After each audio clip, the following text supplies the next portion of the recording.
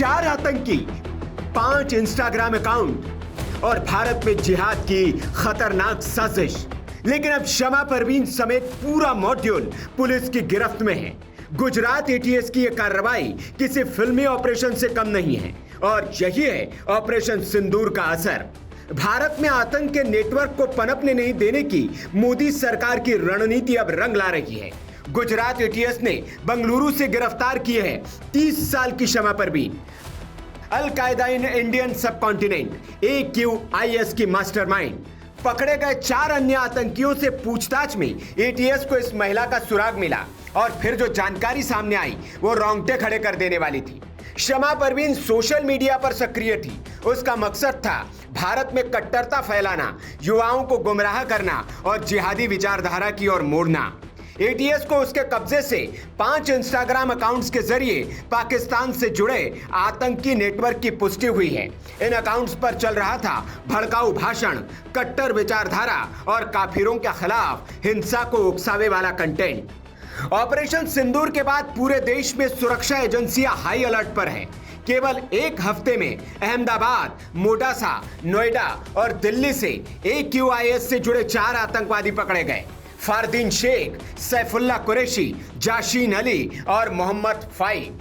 फारदीन शेख को अहमदाबाद गुजरात से पकड़ा गया, सैफुल्लाह कुरैशी को मोडासा गुजरात से, जाशीन अली को यूपी के नोएडा से और मोहम्मद फाइक को चांदनी चौक दिल्ली से।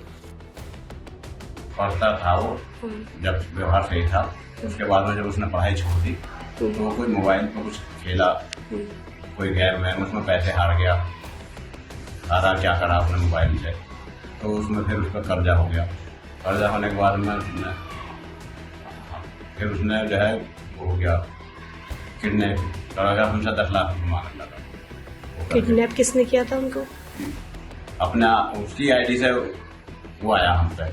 उसका कोई दोस्त है वहाँ का, नासापुर का, जो स्कूल में पढ़ता था। वो उन्होंने मिल गया, फिर वो वहाँ से आ गया। आने के बाद में हमने समझाने की कोशिश करी तो फिर वो हमारे साथ मारपीट करने लगा। पैसे दो उन्होंने 1 लाख रुपये कर्जे के दिए भी। अब हमारा इतना वजूद नहीं था, फिर राय दिन जो है हमसे मारपीट और बुरा भला करने लगा। तो हमने जो था इन 4 से मिली जानकारी के बाद शमा परवीन का नाम सामने आया, जो न केवल कंटेंट फैला रही थी बल्कि आतंकियों की भर्ती, फंडिंग और ट्रेनिंग से भी जुड़ी थी।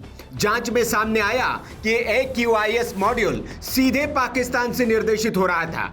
डिजिटल सबूत, मैसेजिंग एप्स, विदेशी फंडिंग और सोशल मीडिया लिंक से जुड़े डेटा एटीएस के हाथ लगे हैं। गृह मंत्री अमित शाह पहले ही कह चुके हैं, देश विरोधी ताकतों को बख्शा नहीं जाएगा, चाहे वो देश के किसी भी कोने में छिपे हो। सरकार उन्हें घसीट कर लाएगी। अब आतंकवादियों के लिए भारत कोई आसान टारगेट नहीं।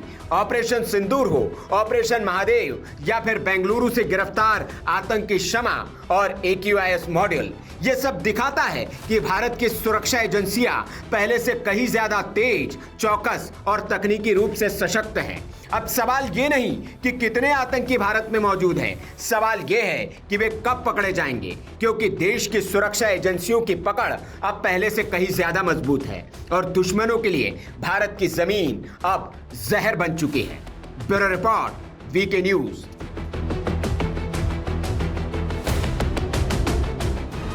VK न्यूज, राष्ट्र के नाम।